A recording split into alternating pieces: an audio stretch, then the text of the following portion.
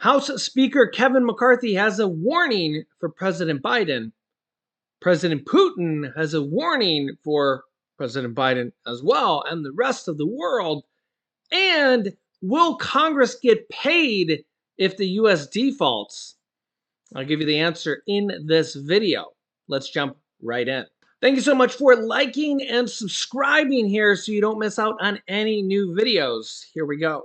Russian President Vladimir Putin is warning President Biden, the United States, and the rest of the world that if the U.S. sends F-16 fighter jets to Ukraine, they're saying it carries, quote, enormous risks.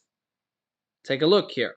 Russia's saying the West's effort to potentially send modern fighter jets to Ukraine carries, quote, enormous risks. Comes from Russia's Deputy Foreign Minister Alexander Grushko, warned on Saturday, according to Russian state news agency TASS. The minister's comments in an interview with TASS come in the wake of the U.S. getting behind a joint international effort to train Ukrainian pilots to use the modern fighter aircraft, including F-16s. This could also pave the way to eventually send even more advanced fighter jets to Ukraine, according to a senior administration official.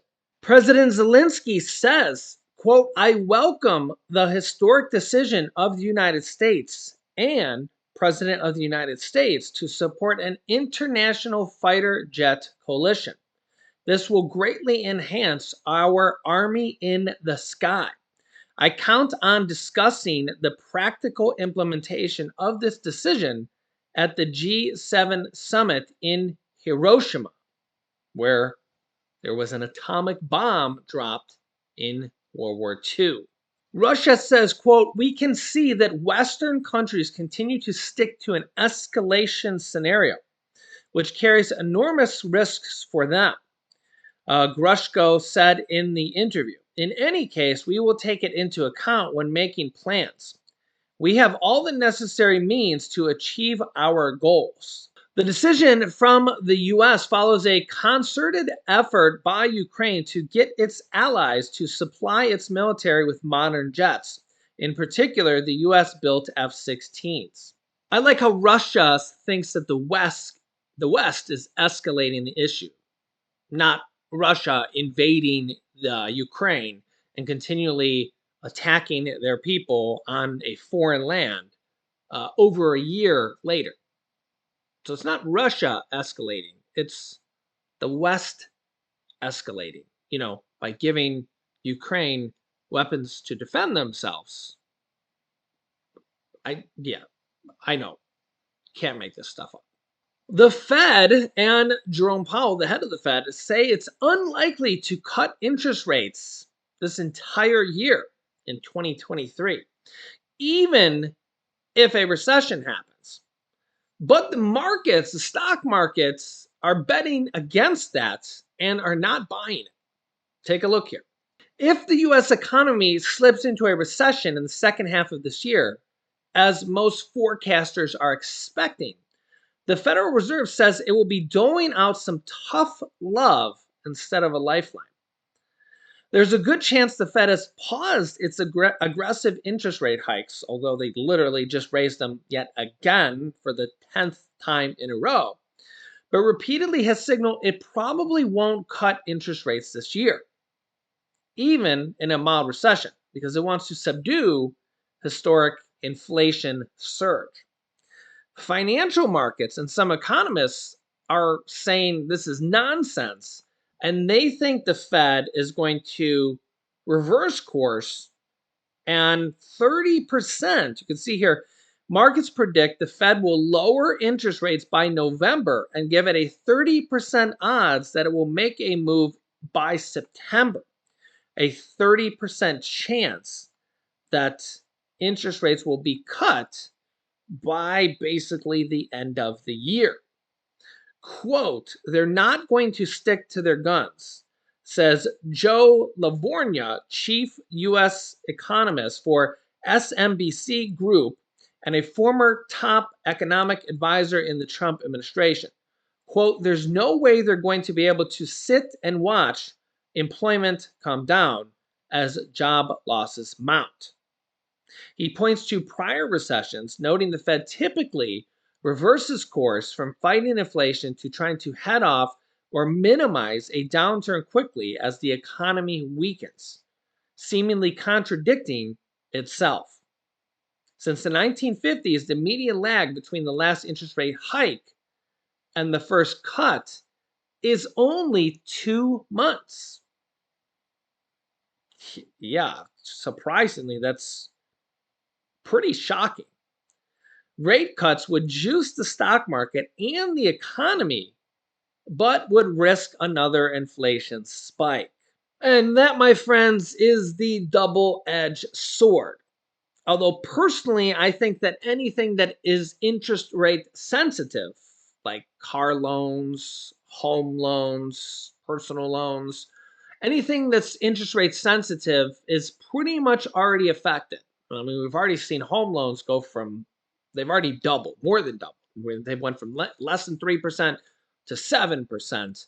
And I mean, things like bread and eggs and electricity, they're not really interest rate sensitive. You can't go to your landlord and say, well, the Fed's been raising interest rates, so can you lower my rent?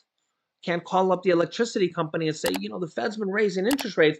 That's supposed to bring down inflation. Can you lower my electricity rate? So it's like things that like are interest rate sensitive, can help bring down inflation, but things that aren't interest rate sensitive, well, I mean, have you seen groceries come down? I mean, let me know your thoughts in the comments. When you go to the grocery store, has your grocery bill been less? Have you seen gas prices come down? Of course, we know gas prices fluctuate literally by the month, but I mean, let me know your thoughts here in the comments. Of what do you think? Also, House Speaker Kevin McCarthy sends a major warning to President Biden and says the debt ceiling negotiations cannot resume, cannot continue until President Biden returns from the G7 summit. He's over there in Hiroshima, Japan, and then is supposed to go to other countries. He already said he would cut it short, but now Speaker Kevin McCarthy is saying, no, we can't continue until you're in the United States, which, yeah. I mean, today, in today's day and age, I mean, we literally have Zoom, we have phone calls, there's other people working on this besides just President Biden. There's other Republicans and Democrats, they have staff aides, there's other people. I mean, I don't know. You can let me know your thoughts on this, but for him to actually, he's literally meeting with other world leaders across the world. I mean, they're talking about other things. This isn't the only world issue here. I personally think this is a little ridiculous. Um, I mean, I get it, but I mean, it's not like they can't jump on the phone, jump on a Zoom call, and also work with this. And honestly, if you kind of think about this, Biden is not the only one negotiating this. Truth be told, he's probably really not even fully involved in the negotiations from what I've been seeing. It's like aides and McCarthy and staffers and Chuck Schumer and stuff like this. So, I mean, you can let me know your thoughts here. So I'll keep you up to date here, but things are not looking good. The Republicans said they're basically on path to default, and some Republicans are saying that unless the Democrats pass their bill, that's it. So, and the Democrats are not going to pass the Republicans' bill. So, yeah. So if you haven't yet, make sure to subscribe to our YouTube channel down below. Click the bell icon, and thanks for liking these videos. Here's some videos you should watch next. Multiple people were just had impeachment filings on them in this video, And here's why millions of people are going to potentially lose jobs, millions of jobs. So click on one of those videos next. Thanks for watching, guys, and I'll see you in the next video.